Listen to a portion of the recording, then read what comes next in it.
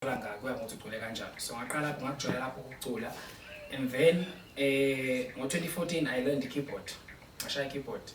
Ngaqala lapho ukufunda keyboard 2014 kwasho ukuthi u-anti wami yena lo goodness uzongithengela keyboard i-Sanchez. Ngaqala lapho ukuthi ngifunde keyboard and at the same time umama azama ukuthi angifundise ukuthi ungashayi phela bese ungaculi. Ucula ubushaya at the same time because most of keyboard player bakhona mabedlala bathule. Yeah. Kwayona uyakwazi lokho ngoba bona. Correct. Mabeshaya keyboard bathula bacula. Yeah. Bambalwa abantu abanjengonqube kombatha abakwazi ukumultitask. So into ayilwela umzali wami ukuthi umuntu makakwazi ukumultitask.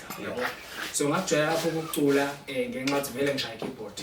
And so ke growing up kwavele ucula sometimes masithanda zekhava kuthiwa siphe ucula.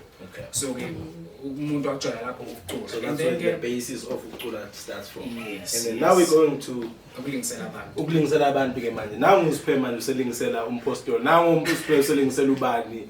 And how has that been? How has people taken that? Kuba kuthatha kanjani abantu ukuthi umuntu ezithole nje usumlingisela? Do they get offended by it? Bakujabulela?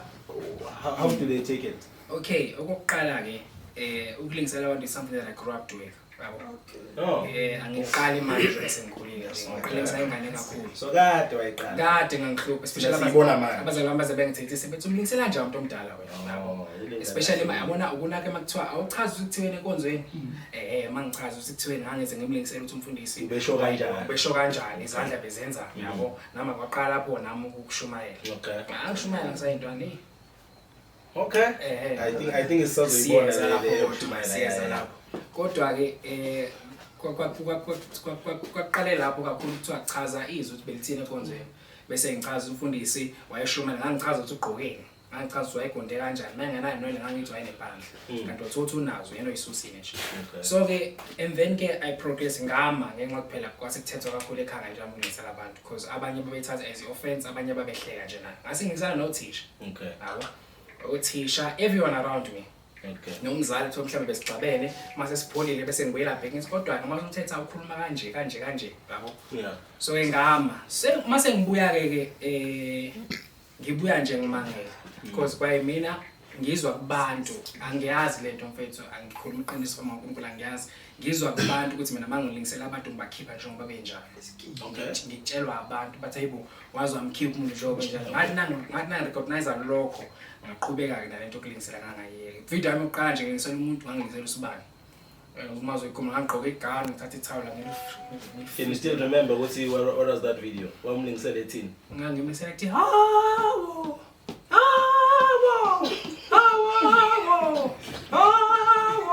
uzobona yabona nje umuntu ozoscroll profile yami uzoyibona ngigqoke nje igawuni ngangisekhaya futhi. Yeah.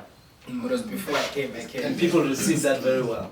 Usibani had no problem with it. Okay. The way ajabule ngakhona khathi kubona it's one of the things that melted me kakhulu. So I decided to let me go on ngathi Mangobe. Okay. Kwathi ukuthuleka kancane naye Mangobe I recognize ukuthi hey dlameni uhluphile kodwa waqhubeka kwathi Ray kwathi impostoli ndaba kwathi kwenza cele. So kubo bonke labantu babalayo awuvela ushaye 1111 ndlule kubona bonke. Okay, so ke usibani sesimenzile Yeah. uMangobe ke kwathiwa awuzama Jesus is a friend of mine. Ngamsa Jesus is a friend. Jesus is a friend of mine. Yabo. Ngathi nangisuka kuMangobe kwathiwa awenza cela ngathi yo phela ukwenza unalesihosha. Ama comments njalo lawo. Okay. Phela ukwenza unalesihosha lesakho. Umlilo kaJesu wamhele. Ngiyadlula kodwa lapho. Yeah. Ngathi nangisuka kwenza ngase ngathazi othi ngithi impostoli ndaba. Ngizame yabo.